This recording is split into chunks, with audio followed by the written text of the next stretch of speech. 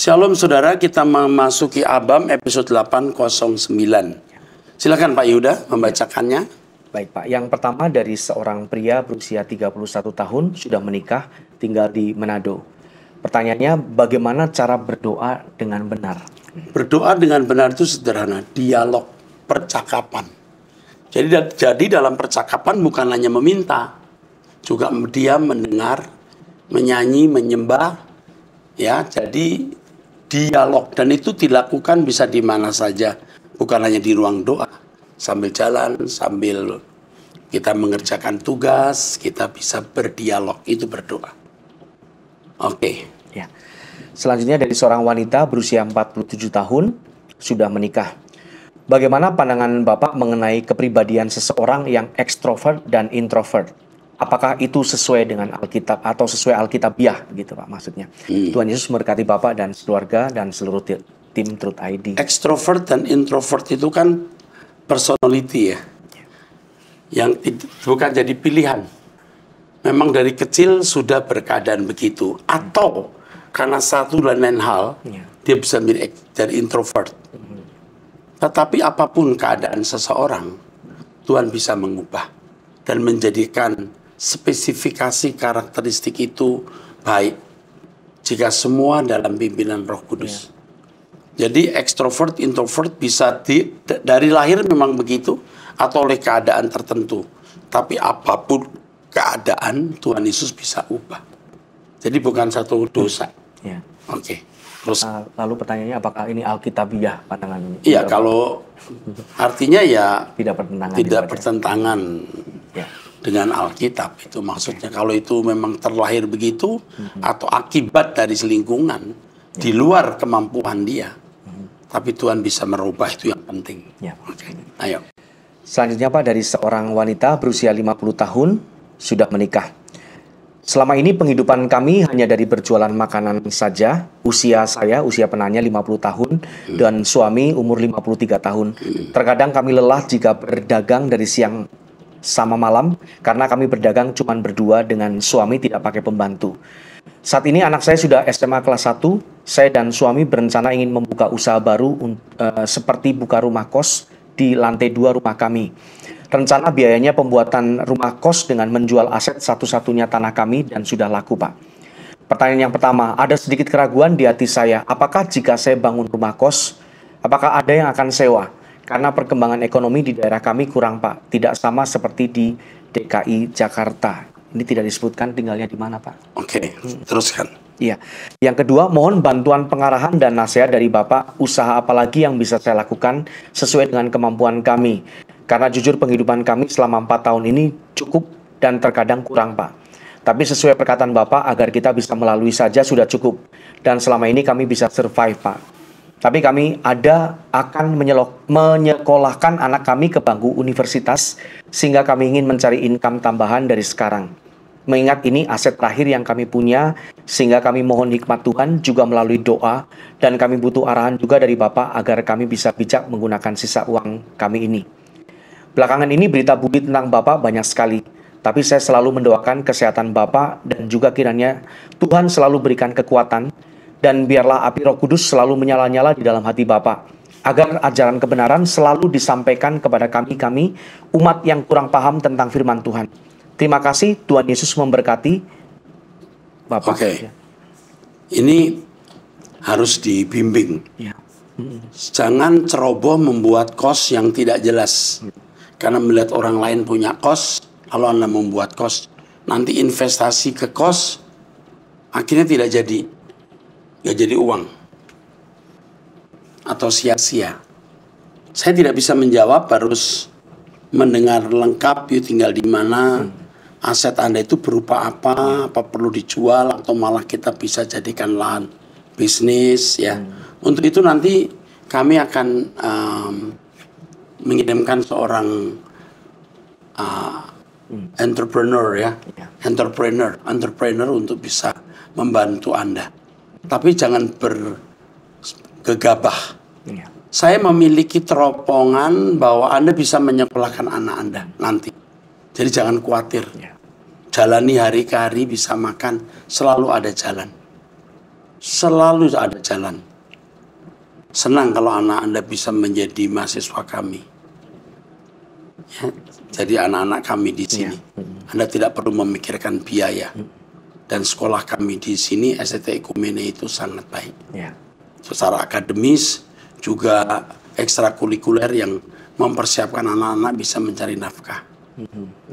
Tanpa harus bergantung ke gereja atau sekolah kalau menjadi guru agama. Oke, tolong berkati, teruskan. Selanjutnya Pak, dari seorang wanita berusia 56 tahun, menikah, 1 anak, tinggal di Jawa Timur. Shalom Bapak Pendeta Erastus, saya ingin sharing. Saya punya om, adik dari ibu saya, yang sudah berusia sekitar 70 tahun, domisili di kota Cirebon. Keadaannya saat ini memilukan, tubuhnya dikuasai. Keadaannya saat ini memilukan, jimat-jimat tetapi tidak mau melepaskan. Tubuh kurus, kadang baju dilepaskan semua dan teriak-teriak. Sudah pernah didoakan pendeta, tapi belum ada perubahan. Anak bungsunya yang merawatnya seperti sudah tidak sanggup, karena sudah banyak mengeluarkan biaya dan stres lihat keadaan bapaknya. Anaknya juga pas-pasan ekonominya. Om saya ini hidupnya dari dulu tidak benar. Dulu main perempuan, ke dukun untuk tanam jimat-jimat dan lain-lain. Anaknya 3, tapi mereka kepahitan dengan bapaknya, sehingga tidak peduli dengan bapaknya lagi. Istrinya sudah meninggal. Saya sebagai saudara juga tidak bisa banyak membantu karena jarak kami berjauhan. Apa saran Bapak untuk hal ini? Mohon bantu doa ya Pak. Oke. Ya. Saya khawatir Anda punya om ini ya. Itu sudah sampai tingkat sakit jiwa. Kuasa gelap terus menerus sampai sakit jiwa. Jika sampai sakit jiwa memang sebaiknya dibawa ke rumah sakit. Dirawat di rumah sakit. Kalau di rumah bisa berbahaya. Didoakan pendeta kalau memang dia tidak punya kesadaran untuk bertobat, ya sulit sebenarnya. Tapi saran saya adalah coba bawa ke rumah sakit jiwa. Dan anak yang merawat anaknya ini salut kita. Coba ajak, suruh berdoa pagi bersama kami. Nanti ada saat saya berdoa untuk keluarga yang ada kuasa kegelapan ini. Ya, coba ajak berdoa pagi. Dengarkan khotbah saya Truth ID. Saya masih melihat kemungkinan kuasa Tuhan melepaskan Bapak ini. Walaupun ini sudah mulai akut, sudah sampai ke taraf kejiwaan. Itu saja saran saya untuk sementara. Ya, karena memang harus layani. Ini tinggal di mana ya? Nggak tahu ya. Kalau omnya tadi di Cirebon, Pak. Oh. Kalau penanya dari Jawa Timur. Oh ya, jauh-jauh ya? Jauh-jauh. Itu saran saya, kalau sudah sampai tingkat kepada kejiwaan harus dibawa ke rumah sakit. Tapi ajak Anda punya anak paling kecil ya, untuk ikut doa. Dan saya akan berdoa nanti. Oke, Tuhan berkati.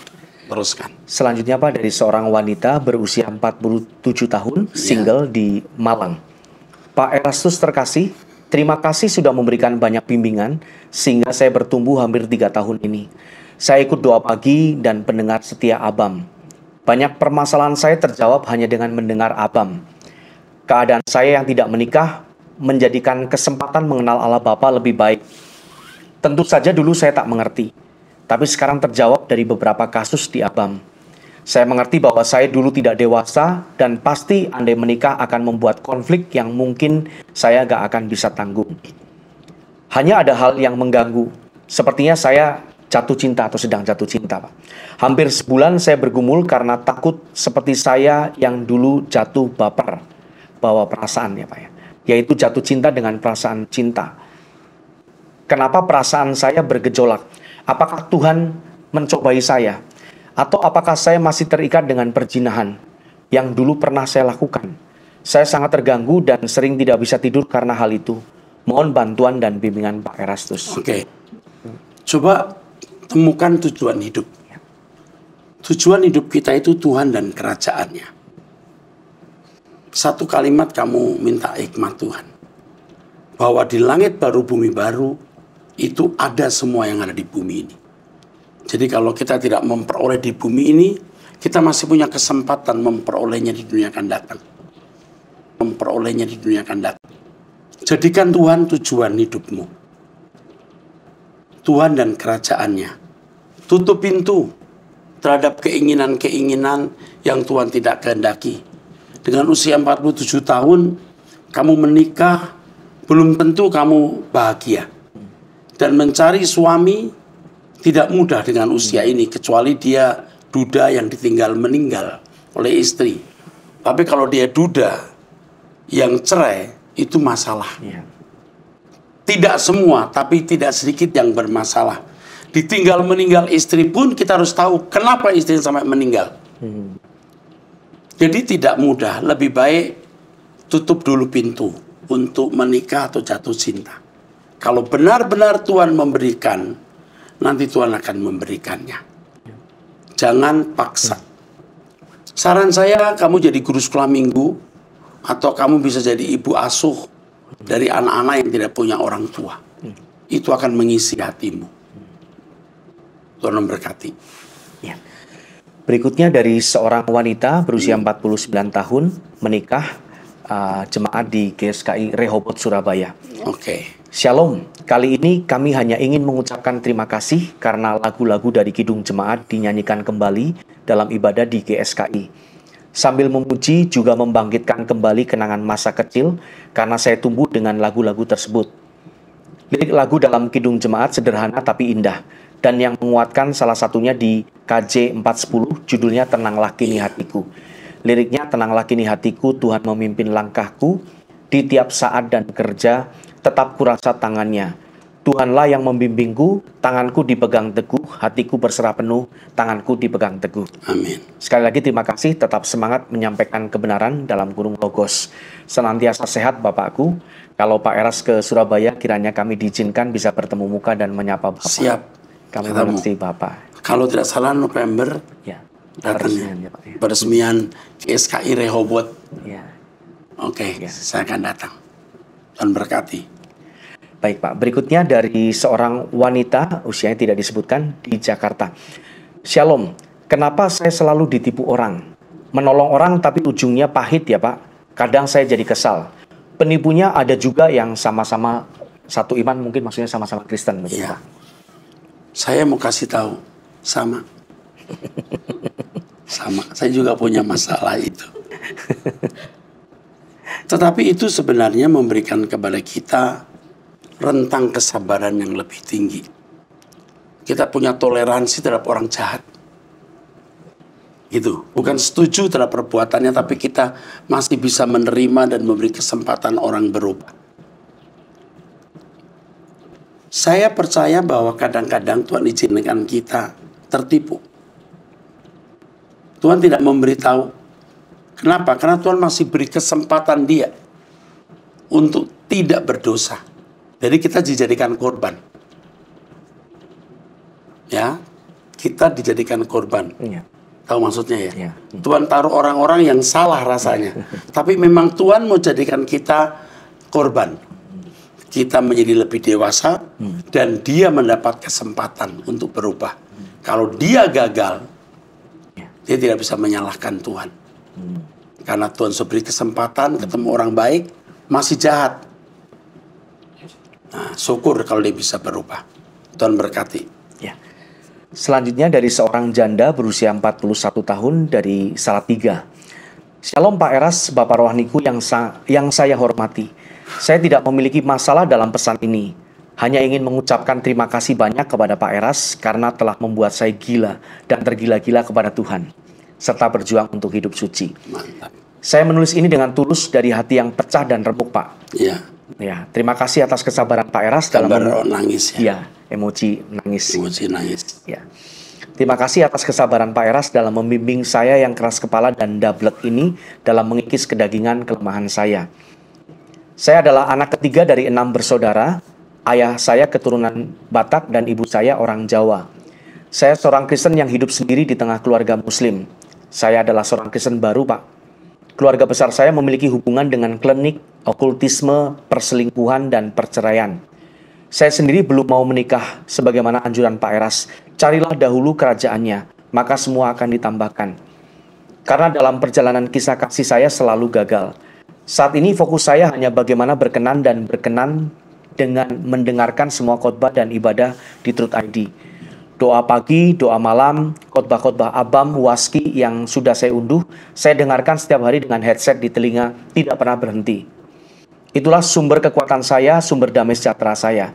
Sebelum ada seri khotbah Logos, saya bergumul dan bertanya-tanya dalam hati tentang bagaimana menjadi serupa dengan Tuhan Yesus dan memiliki pikiran dan perasaan seperti Froneonya Bapa. Lalu dalam hati kecil saya ada suara yang lembut, yang kurang lebihnya adalah pikiran dan perasaan Roh Kudus. Pak Eras, terima kasih untuk lagu-lagu indah ciptaan Anda.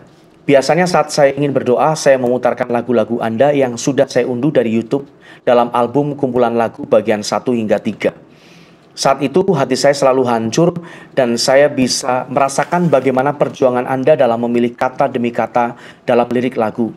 Semua kata-kata itu terasa hidup dan bernyawa sampai ke tata Bapa di sorga. Ini emoji menangis lagi, Pak.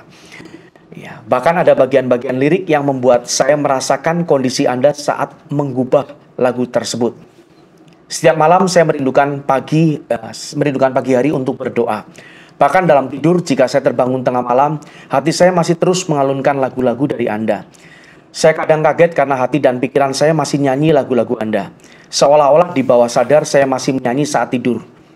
Pergumulan terbesar dan terberat saya adalah hanya untuk berkenan melalui pengajaran dari Pak Eras. Ini sulit karena di kota saya belum ada komunitas atau House of Truth GSKI yang saya nantikan. Saya masih mengikuti ibadah online GSKI karena jika saya pergi ke gereja lokal, masih ada sedikit keberatan dalam keluarga saya. Apakah GSKI bisa hadir di Salatiga, Pak? Apakah ada beberapa penanya dari kota Salatiga? Bisakah kami terhubung atau dihubungkan di House of Truth di kota kami? Ada nggak? Semoga Pak Eras selalu sehat bersama seluruh tim pelayanan. Matur suwun sangat untuk pelayanan Truth ID. Yang pertama, tetaplah dalam keadaan seperti ini, jangan memikirkan jodoh. Ya. Yang kedua, buatlah hot di tempat Anda. Anda yang pimpin. Anda yang kumpulkan menjadi komunitas, lalu mendengarkan khotbah bersama atau diskusi. Ya, begitu ya. Nanti diteleponin, dibimbing untuk membuat hot dari Bu Esther. Yang ketiga, you harus belajar sabar. Ya, you harus belajar menguasai emosi, jangan temperamental. Ya, jangan banyak bicara, diam, karena diam itu emas. Jadi waktu kita bicara jadi berharga. Ya, we love you. Tuhan memberkati Anda. Oke. Berikutnya dari seorang janda berusia 66 tahun. Shalom Pak Erastus, saya mau tanya mengenai 1 Timotius pasal 2 ayat 15. Saya bacakan, Pak. Tetapi perempuan akan diselamatkan karena melahirkan anak, asal ia bertekun dalam iman dan kasih dan pengudusan dengan segala kesederhanaan. Ya, jadi maksudnya penderitaan dari melahirkan anak itu bukan suatu yang sia-sia. Tuhan menghargai asal, ya kan, dia tekun. Ya. Jadi gimana dengan yang tidak punya anak? Ya nggak masalah. Tuhan hanya mau memberitahu bahwa penderitaan melahirkan anak itu dihargai Tuhan. Yang tidak punya anak dihargai Tuhan, asal dia hidup suci, taati firman Tuhan. Ya. Mantap. Ya. Oke. Baik. Yang berikutnya, Pak, pertanyaan selanjutnya dari seorang ibu berusia 40. Ibu berusia kondisi memiliki suami beragama Hindu dan dia Kristen. Ya, wira swasta tinggal di Papua. Oke. Shalom Bapak Erastus, apa kabar? Saya terima kasih banyak untuk setiap pengajaran dan saya berdoa supaya saya dikasih kesempatan bisa ketemu dengan Pak Erastus. Pengen duduk dan sharing dengan Bapak. Perihal berkemas-kemas pulang, ini menjadi doa saya dan setiap pagi saya tanya Tuhan, apa yang Bapak mau saya kerjakan hari ini? Karena kerinduan saya selalu didapati dan Bapak tersenyum melihat saya. Bapak di surga. Bapak di sorga, tersenyum melihat saya, suami dan anak. Terkadang saya pengen pulang karena masalah yang kami hadapi dan melihat dunia bukan rumah kami. Tapi LB3 adalah rumah tempat tinggal kami. Mungkin Bapak masih ingat, saya pernah bertanya sebelumnya perihal 3 anak saya yang dipanggil Tuhan dengan penyakit yang sama. Dan 2022 kami memulai usaha dengan teman, dan teman tidak komitmen dengan perjanjian. yang disepakati, kerugiannya modal kami tidak kembali dan kami punya kredit di bank yang kami harus selesaikan setiap bulan. Dan saya coba untuk memakai jalur hukum dan dalam hal ini pun saya kecewa. Akhirnya suami dan saya ambil keputusan untuk cabut laporan kami dan memilih untuk mengampuni dan minta Tuhan untuk memberkati teman kami. Saya bertanya dalam doa, apa yang Bapak mau ajarkan untuk saya dengan musim yang kami lalui dan hadapi? Saya akui semua karena pengajaran Bapak sehingga saya bisa diperlengkapi dengan firman dalam menjalani hidup. Berkati Bapak Eras. Ya. Terima kasih. Ya, oke. Begini. Ini wanita luar biasa, nak. Luar biasa. Ya. Ini orang yang luar biasa. Badainya besar sekali. Ini harus didampingi. Ya. Iya. Dan yang mendampingi harus seorang yang berkualitas. Dan yang mendampingi harus orang yang berkualitas. Ibu akan pasti bisa melewati. Pasti. Dan ibu akan melihat kemuliaan Tuhan, artinya tidak akan menyesal. Karena keadaan ini membuat ibu jadi dewasa. Benar-benar dipaksa memikirkan langit baru, bumi baru. Kalau ibu sukses, ibu bisa terhilang. Benar. Ibu bisa menikmati hidup sampai lupa ada tempat yang lebih nyaman dari bumi ini. Kekecewaan ibu bertubi-tubi. Tapi ibu tidak kecewa dan marah terhadap Tuhan secara penuh. Ada kekecewaan. Ibu ada kekecewaan terhadap Tuhan.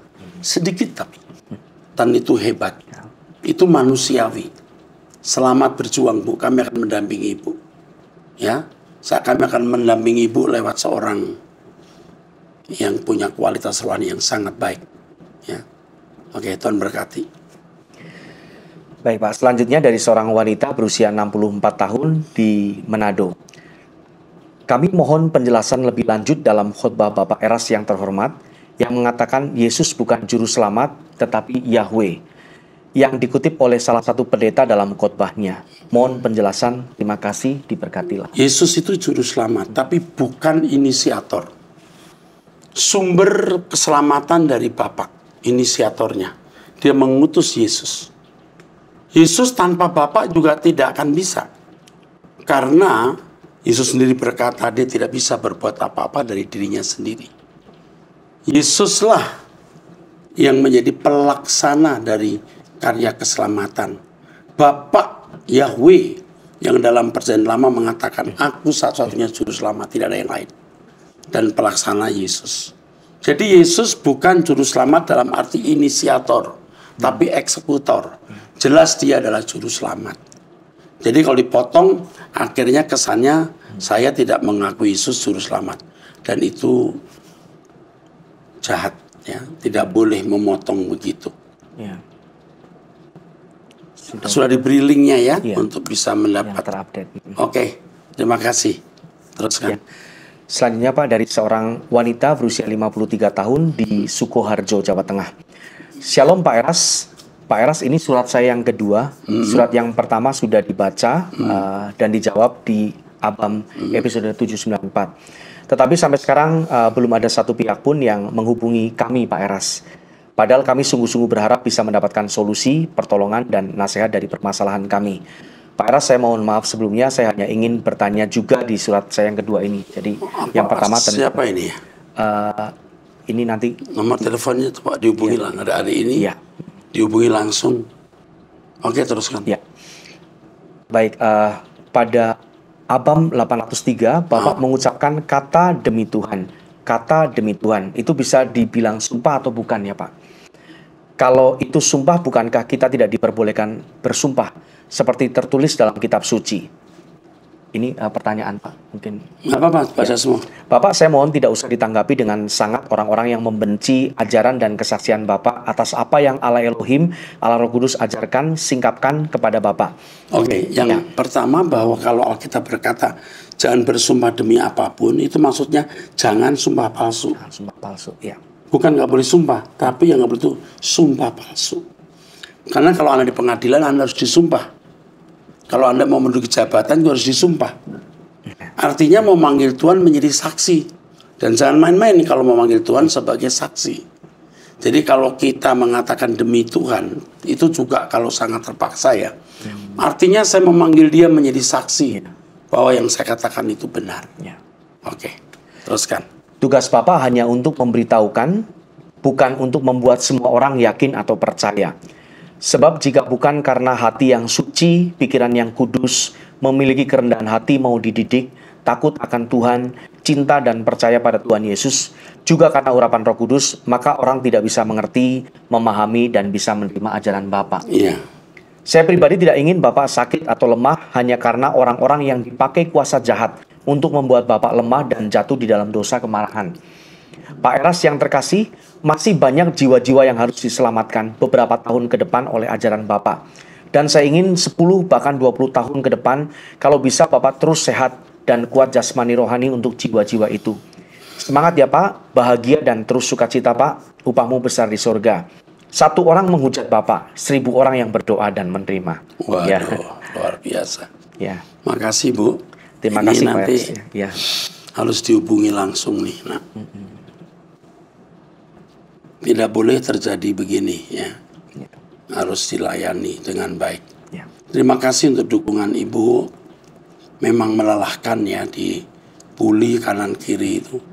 Tapi sejauh ini Tuhan masih beri kekuatan dan akan terus beri kekuatan.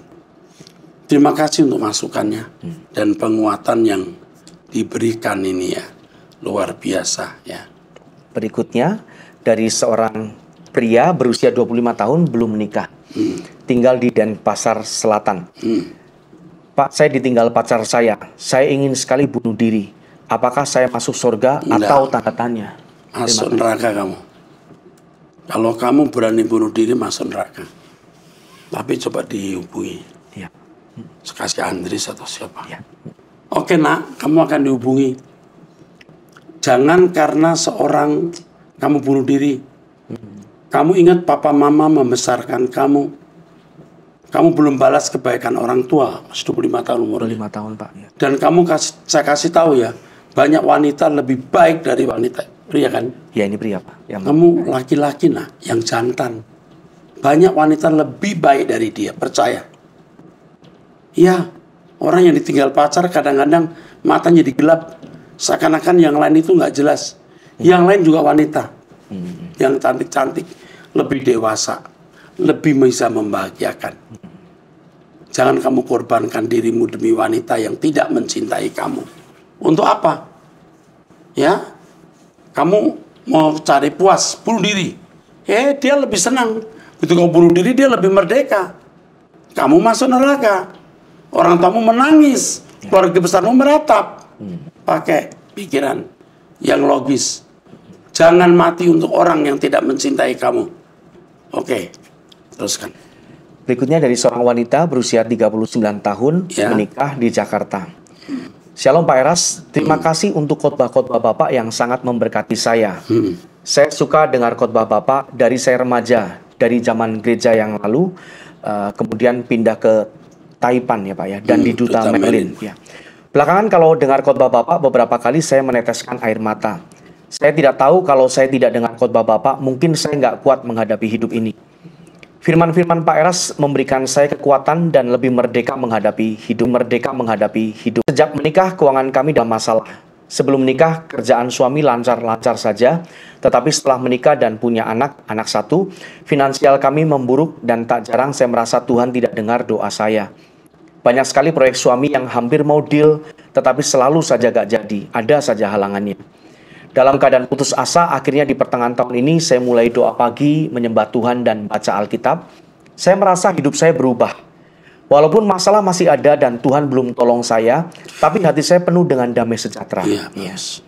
Saya pun membantu suami dengan berjualan secara online, dan untuk keperluan sehari-hari saya yang penuhi. Dan ada satu perkataan Bapak, yaitu lawan masalah dengan kesucian. Ya. Tiap ingat masalah, saya selalu ingat dengan perkataan Bapak ini. Suami saya seorang yang temperamen, tapi terhadap saya baik, tidak pernah membentak atau apapun. Saya mau bertanya, apakah yang sebenarnya terjadi? Kenapa semua ini terjadi? Apakah Tuhan ingin kami melewati ini semua supaya kami bisa lebih dekat lagi sama Tuhan? Tolong doakan kami Pak, terima kasih, Tuhan Yesus memberkati. Kadang-kadang ada penyakit jiwa yang tidak muncul, uh, ada penyakit jiwa yang muncul kalau kita dalam keadaan limpah. Ada duit, jadi rusak. Ya. Waktu nggak ada duit, suami setia. Ketika ada duit, suami tidak setia. Ini bukan untuk suamimu, untuk orang yang pernah saya lihat. Atau jadi tidak menghormati mertua, jadi malah masuk neraka. Jalani hidup seperti ini, catat ucapan saya, kamu tidak selalu berkeadaan sulit. Kamu akan bisa melewati. Dan kalau kamu sudah bisa melewati, kamu jangan lupa Tuhan. Keadaan ini membuat kamu doa pagi, kamu bertumbuh dalam Tuhan, itu berkat kekal. Jadi masalah ini menjadi berkat kekal untuk kamu. Puji Tuhan. Ya, sampai bertemu di episode yang akan datang. Tuhan berkati.